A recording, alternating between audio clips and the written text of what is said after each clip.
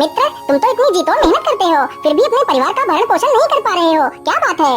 अरे भाई, मैं तुम्हें क्या बताऊं, मैं मेहनत तो बहुत करता हूं, लेकिन जितनी मैं मेहनत करता हूं उतना अनाज मुझे नहीं मिल पाता। क्या करूं भाई, इतने ही अनाज में मुझे घर का सारा खर्च उठाना पड़ता है। अब तुम ही बताओ मित्र, मैं क्या करूं? मेरे भाई, तुम चिंता मत करो, मैं राजा साहब से बात करता हूँ, महाराज तुम्हें काम पर जरूर रख लेंगे।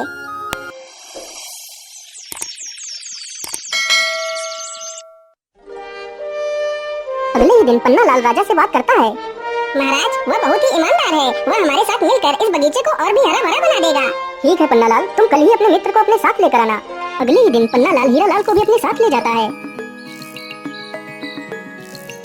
हीरा लाल, तुम्हें अपने मित्र के साथ मिलकर इस बगीचे की देखभाल करनी है। यदि तुम यहाँ पर ईमानदारी से काम करोगे तो जल्दी ही तुम्हारी पगार बढ़ा दी जाएगी। मैं तुम्हें हर महीने 40 सोने की मोहरें दूंगा। ठीक है महाराज, मैं पूरी ईमानदारी से आपका काम करूंगा। महाराज, आपका बहुत बहुत धन्यवाद जो आपने मुझे इस काबिल समझा।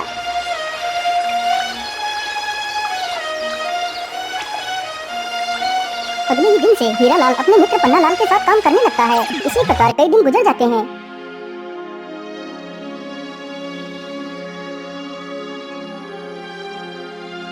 अरे पन्ना लाल, आज तुम्हें क्या हुआ? क्या आज तुम राजमहल नहीं जाओगे? अरे भाई, मैं तुम्हें क्या बताऊं, आज तुम अकेले ही चले जाओ। आज मेरी तबीयत कुछ ठीक नहीं लग रही है। महाराज को कह देना कि मैं आज नहीं आ सकता। हीरा लाल अकेले ही जाता है और बगीचे में काम करने लगता है। अरे हीरा लाल, आज तुम अकेले ही बगीचे में काम कर रहे हो, आज पन्ना लाल नहीं आया, क्या बात है? महाराज, आज पन्ना लाल की तबीयत ठीक नहीं है, इसलिए वह काम पर नहीं आया है। अच्छा कोई बात नहीं, तुम आराम से काम करो। हीरा लाल, आज तुम इस स्थान पर एक वृक्ष लगा देना। ठीक है महाराज, मैं अभी थोड़ी देर में ही वृक्ष लगा दूंगा। हीरा लाल की ये बात सुनकर राजा वहाँ से चला जाता है। मैंने फूलों को तो पानी दे दिया है, चलो अब इस स्थान पर एक गड्ढा खोद कर एक वृक्ष लगा देता हूँ। इतना सोचकर हीरा लाल गड्ढा खोदने लगता है। कुछ देर गड्ढा खोदने के बाद अचानक हीरा लाल के फावड़े में कोई वस्तु टकराती है। अरे ये क्या, ये आवाज किस चीज की थी? मुझे लगता है यहाँ पर कोई वस्तु जरूर है। मैं ऐसा करता हूँ, जल्दी से इस स्थान को खोद देता हूँ। हीरा लाल जल्दी से उस स्थान को खोद देता है। अरे वाह, ये तो एक संदूक है, जरूर इसमें कोई कीमती वस्तु होगी। चलो मैं इसे खोलकर देखता हूँ। हीरा लाल जैसे ही संदूक को खोलता है तो देखता है, अरे वाह, यह संदूक तो सोने की मोहरों से भरा हुआ है। चलो मैं जल्दी से इस संदूक की खबर राजा को दे देता हूँ। महाराज जल्दी चलिए, बगीचे में कोई पुराना संदूक निकला है। अरे वाह हीरा लाल, यह संदूक तो मेरे पुरखों का है। इस संदूक को तो मैं कितने वर्षों से ढूंढ रहा था, लेकिन मुझे यह संदूक नहीं मिला और आज तुमने इस संदूक को ढूंढ लिया। मैं तुमसे बहुत प्रसन्न हुआ। आज तुमने अपनी ईमानदारी का खरा सबूत दिया है हीरा लाल, इसलिए मैं तुम्हें कुछ इनाम देना चाहता हूँ। मांगो हीरा लाल, तुम्हें क्या इनाम चाहिए? महाराज, ईश्वर की कृपा से मुझे और मेरे परिवार को 2 वक्त का खाना तो मिल ही जाता है। मैं जितना भी कमाता हूँ उतने में ही खुश हूँ। और महाराज, यह खजाना तो आपके पूर्वजों का ही था, इसलिए इस खजाने पर तो सिर्फ आपका ही अधिकार है। अरे वाह हीरा लाल, तुम तो वास्तव में एक महान इंसान हो, जिसे दुनिया की मोह माया से कोई वास्ता नहीं। मैं तुमसे बहुत प्रभावित हुआ हीरा लाल। आज मैं तुम्हें अपना मंत्री घोषित करता हूँ।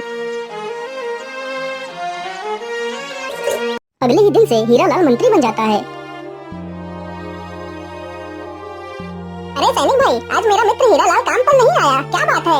अरे पन्ना लाल भाई, अब हीरा लाल माली नहीं रहा, अब वह इस राज्य का मंत्री बन गया है। महाराज ने हीरा लाल को मंत्री बना दिया है।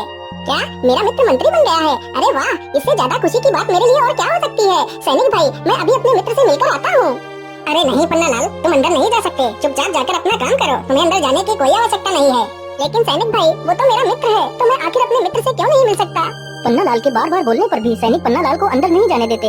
यह देखकर पन्ना लाल बड़ा दुखी हो जाता है और वहाँ से वापस बगीचे में चला जाता है, लेकिन उसका मन हीरा लाल के बिना नहीं लग रहा था। सैनिकों, जाओ और मंत्री जी को उनके घर छोड़ कर आओ। राजा का आदेश होते ही सैनिक हीरा लाल को रथ पर बिठा लेते हैं। तभी उसका मित्र पन्ना लाल आ जाता है। अरे भाई, तुम तो मंत्री बन गए हो, तुम्हें मंत्री बनने पर मेरी तरफ से ढेर सारी शुभकामनाएं। मित्र, यदि तुम बुरा न मानो तो मैं भी तुम्हारे साथ ही चलना चाहता हूँ। नहीं पन्ना लाल, आप मंत्री जी के साथ नहीं जा सकते, यह रथ सिर्फ महाराज और मंत्री के लिए है, इस रथ पर तुम नहीं बैठ सकते। ये बात सुनकर पन्ना लाल और भी ज्यादा दुखी हो जाता है। पन्ना लाल को दुखी देखकर हीरा लाल भी दुखी हो जाता है। सैनिक तुरंत ही हीरा लाल को वहाँ से लेकर चले जाते हैं।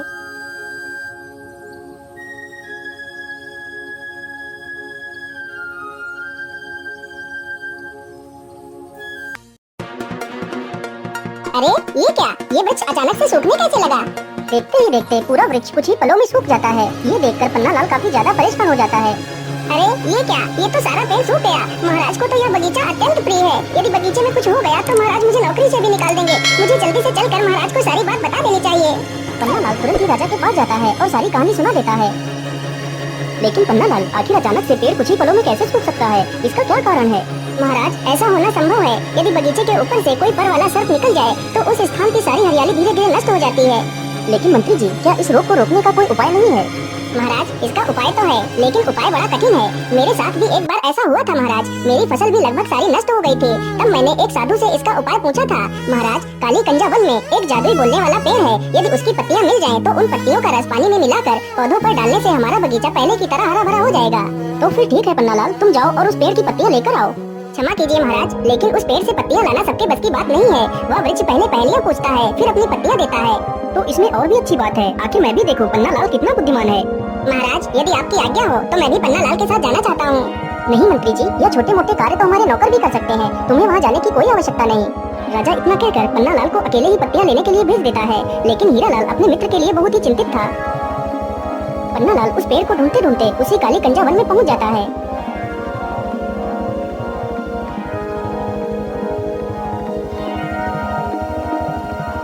क्या करूं, कैसे पता करूं आखिर वह जादुई पेड़ कौन सा है? मैं ऐसा करता हूं, इसी स्थान पर जोर जोर से आवाज लगाता हूं। यदि यहाँ पर कोई जादुई पेड़ होगा तो वह जरूर बोलेगा, हे जादुई पेड़, तुम कहाँ हो? मुझे आपकी पत्तियों की आवश्यकता है, कृपा कर मेरी मदद कीजिए। हाँ हाँ इंसान, क्यों नहीं, मैं तुम्हें अपनी पत्तियाँ दे सकता हूँ। यदि तुम मेरी 3 पहेलियों के सही जवाब दोगे तो मैं तुम्हें अपनी पत्तियाँ दे सकता हूँ। लेकिन याद रहे, यदि तुमने मेरी पहेलियों के गलत जवाब दिए तो मैं तुम्हें हमेशा के लिए बंदी बना लूंगा। ठीक है वृक्ष देवता, आप अपनी पहेली पूछ सकते हैं। तो फिर बताओ मेरी पहली पहेली, ऐसा क्या है जिसे हम देख तो सकते हैं लेकिन छू नहीं सकते? पन्नालाल पहेली सुनकर डर जाता है, क्योंकि उसे उस पहेली का जवाब नहीं पता था।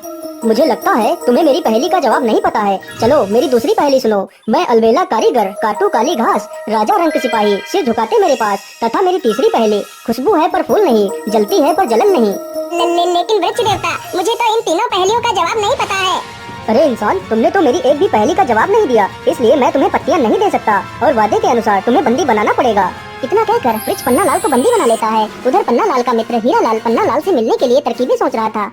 महाराज, आज मेरा स्वास्थ्य कुछ ठीक नहीं लग रहा, इसलिए आज मैं आराम करना चाहता हूँ महाराज। ठीक है मंत्री जी, आप जाकर आराम कर लीजिए। मंत्री चुपचाप महल के पीछे के दरवाजे से निकल जाता है।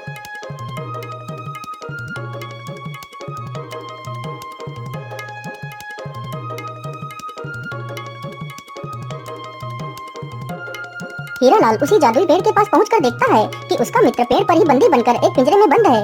हे वृक्षदेव, आप मेरे मित्र को छोड़ दीजिए। हाँ हाँ, क्यों नहीं, मैं तुम्हारे मित्र को जरूर छोड़ दूंगा और तुम्हें अपनी पत्तियां भी दूंगा, यदि तुम मेरे 3 पहेलियों का सही जवाब दे दो। ठीक है वृक्षदेव, आप अपनी पहेलियां पूछ सकते हैं। तो फिर बताओ मेरी पहली पहेली, ऐसा क्या है जिसे हम देख तो सकते हैं लेकिन छू नहीं सकते? हे वृक्षदेव, इसका सही जवाब स्वप्न है। इंसान सपना तो देख सकता है लेकिन उसे छू नहीं सकता। हाँ हाँ, बिल्कुल सही जवाब। मेरी दूसरी पहेली सुनो। मैं अलबेला कारीगर, काटू काली घास, राजा रंग सिपाही, सिर झुकाते मेरे पास। हे वृक्षदेव, इसका सही जवाब नाई है। नाई के पास हर किसी को अपना सिर झुकाकर ही बाल कटवाने पड़ते हैं। अरे वाह वाह, तुम तो कितने बुद्धिमान हो। अब मेरी तीसरी और आखिरी पहेली सुनो। खुशबू है पर फूल नहीं, जलती है पर जलन नहीं। हे वृक्षदेव, इसका सही जवाब अगरबत्ती है। अरे वाह वाह, तुम तो वास्तव में बुद्धि का प्रतीक हो। मैं तुमसे अत्यंत प्रसन्न हूँ, इसलिए मैं तुम्हारे मित्र को आजाद करता हूँ और तुम्हें अपनी दिव्य पत्तियाँ भी देता हूँ। वृक्ष तुरंत ही उसके मित्र को आजाद कर देता है। हीरालाल अपने मित्र पन्नालाल को अपने गले से लगा लेता है। मेरे मित्र, मैं मंत्री बनकर तुमसे कितना दूर हो गया। मुझे मंत्री नहीं बनना है। पहले तो हम साथ में ही रहते थे, साथ में ही काम करते थे, लेकिन अब तो तुमसे मिलना भी मुश्किल हो जाता है। मैं आज ही महाराज को बोल दूंगा कि मुझे मंत्री नहीं बनना है, मैं माली बनकर ही खुश हूँ।